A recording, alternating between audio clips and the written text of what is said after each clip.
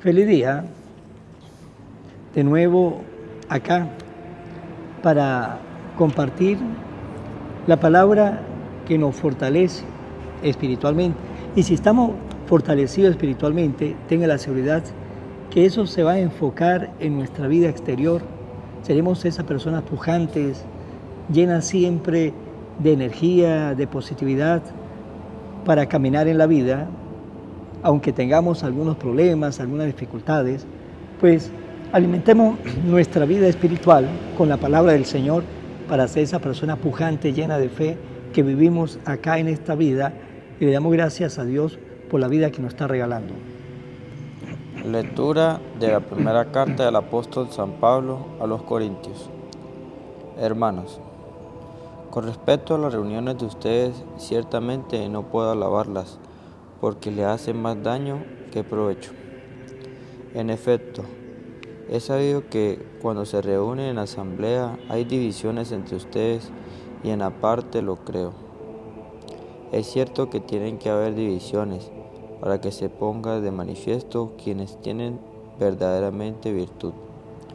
De modo que cuando se reúnen en común ya no es para comer la cena del Señor, porque cada uno se adelanta a comer su propia cena, y mientras uno pasa hambre, el otro se embriaga. ¿Acaso no tienen su propia casa para comer y beber? ¿O es que desprecian a la asamblea de Dios y quieren avergonzar a los que son pobres?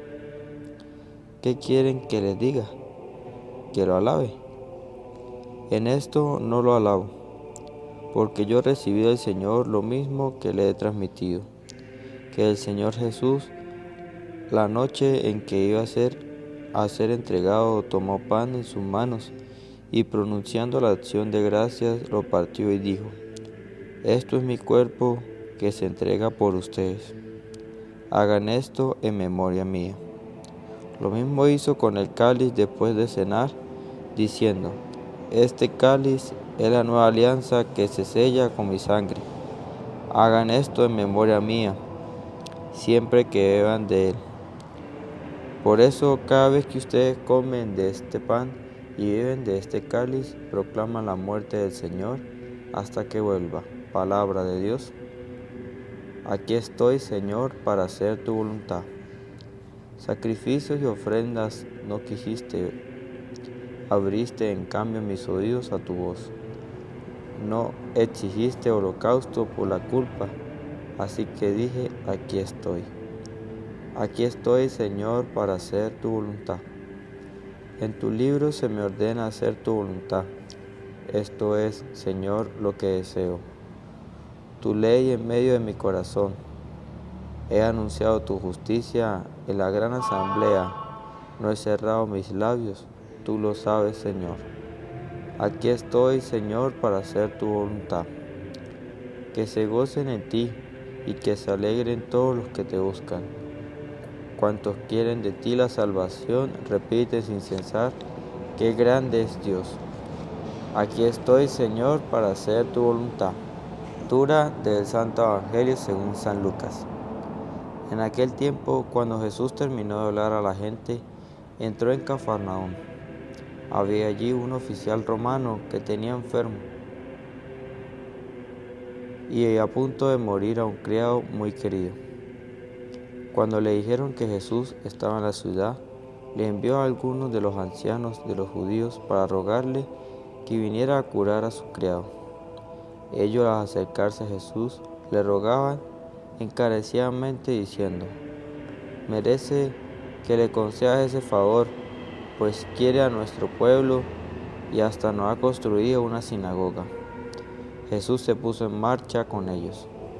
Cuando ya estaba cerca de la casa del oficial romano, envió unos amigos a decirle: Señor, no te molestes, porque yo no soy digno de que entres en mi casa. Por eso ni siquiera me atreví a ir personalmente a verte. Basta con que digas una sola palabra y mi criado quedará sano. Porque yo, aunque soy un subalterno, tengo soldados bajo mis órdenes, y les digo a uno: ve, y va a otro: ven, y viene, y a mi criado, haz esto, y lo hace. Al oír esto, Jesús quedó lleno de admiración, y volviéndose hacia la gente que lo seguía, dijo: yo les aseguro que en Israel he hallado una fe tan grande. Los enviados regresaron a la casa y encontraron al criado perfectamente sano. Palabra del Señor. Gloria a ti, Señor Jesús. Hoy en el Evangelio que acabamos de escuchar, vamos a compartir dos ideas del Evangelio de este día. La primera idea nos habla de un oficial romano. Por ser oficial romano, no era judío, por lo tanto no tenía la creencia del pueblo judío, no tenía la creencia del Dios único y verdadero, porque había sido criado en el Imperio Romano, por lo tanto tenía la creencia de los dioses del Imperio Romano, no tenía esa creencia, como le dije, del Dios único y verdadero. Por lo tanto, había mucha diferencia entre la religión judía, la religión del Imperio Romano, la cultura judía, la cultura del Imperio Romano. Por lo tanto, era un oficial romano que no tenía esa fe, pero ya había vivido un tiempo en Cafarnaún. No sabemos cuántos años llevaría ya viviendo en Cafarnaún. Tampoco sabemos hasta dónde conocía él, por medio de la boca de los demás, de Jesús, hasta dónde le había llegado a sus oídos, en boca de diferentes personas, de Jesús. ¿Por qué? Porque nos presenta que este hombre era un hombre bueno. Primero, tenía un criado que era muy querido por él, estaba enfermo, y él se preocupaba por ese criado, es decir, se preocupaba por ese esclavo. Y en aquel entonces los esclavos valían dependiendo su energía, su fuerza para el trabajo. Cuando ya el esclavo no servía para el trabajo, pues muchos de esos amos desechaba a los esclavos como si fueran animales. Pero oficial romano era todo lo contrario, estaba cuidando de su esclavo, que era querido por él, se preocupaba por él. Y estando ahí en la ciudad, supo de la presencia de Jesús en Cafarnaún y mandó a un grupo de ancianos de los judíos para que fueran ellos a hablar con Jesús y que le pidiera que viniera a curar a su criado. Y esos ancianos le rogaban a Jesús encarecidamente, diciéndole: merece que le conceda ese favor. ¿Por qué? Y comenzaron a decirle el por qué. Porque quiere a nuestro pueblo, es decir, era un hombre bueno, un oficial romano bueno, quiere a nuestro pueblo, no atropellaba al pueblo, quería al pueblo judío, aunque no era su pueblo. Segundo, también le había construido una sinagoga ahí en Cafarnaún para que los habitantes de Cafarnaún se pudieran reunir cada sábado a escuchar la palabra de Dios. Por lo tanto, era un hombre bueno, más de eso estaba ayudando a su criado que estaba en cama, a su esclavo. Por lo tanto, nos damos cuenta que el corazón de aquel hombre era un corazón bueno, y todo corazón bueno siempre está abierto para el bien. Y aquel hombre que había escuchado de Jesús por boca de otros, pues también se sentía de una u otra manera atraído por la figura de Jesús, se sentía atraído por la bondad de Jesús, se sentía atraído por lo que Jesús predicaba, porque otras personas pues posiblemente le había dicho qué era lo que él predicaba y lo bueno y el corazón inmenso que aquel hombre tenía. Y como se sentía atraído por Jesús, sabiendo que Jesús estaba en Cafarnaún, sabiendo la calidad de corazón que tenía Jesús, pues le pidió ese favor por medio de los ancianos. Cuando los ancianos hablaron con Jesús, le dijeron a Jesús, pues Jesús se levantó para ir a la casa de ese oficial romano. Primera idea, el oficial romano era un hombre bueno, tenía un corazón bueno, nos lo dice el Evangelio, ayudaba a su criado, que era un esclavo, quería a ese pueblo donde él estaba, que no era su pueblo, y le construyó también una sinagoga para que el pueblo se reuniera. Ahí vemos la calidad de ese corazón. Era un corazón bueno. Segunda idea, en esta primera idea nos tenemos que preguntar ustedes y yo, ¿cómo está mi corazón? Mi corazón es un corazón bueno. Corazón bueno no quiere decir que somos perfectos, no podemos equivocar, pero tenemos la tendencia siempre de hacer el bien. Como el oficial romano, siempre su tendencia era hacer el bien, ayudar al esclavo, ayudar al pueblo, hacer la sinagoga para que el pueblo se pudiera reunir. Es decir, tenía esa tendencia de la solidaridad, de la amistad, de hacer el bien. Así está nuestro corazón. Y luego viene una segunda idea.